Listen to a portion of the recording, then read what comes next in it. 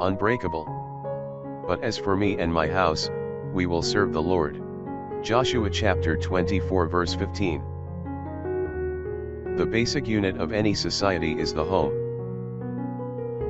When the home begins to break, the society is on the way to disintegration. Thousands of homes are almost on the rocks.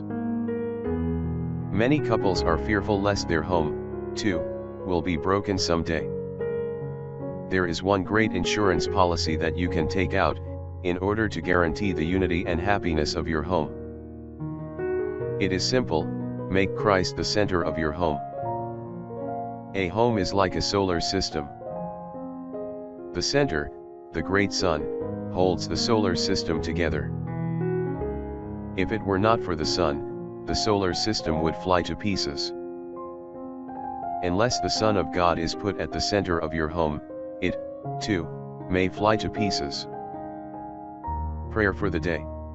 How easy it is to push you to one side, Lord, and superficially remember your blessings. May we always keep you at the center of all that we do in our homes.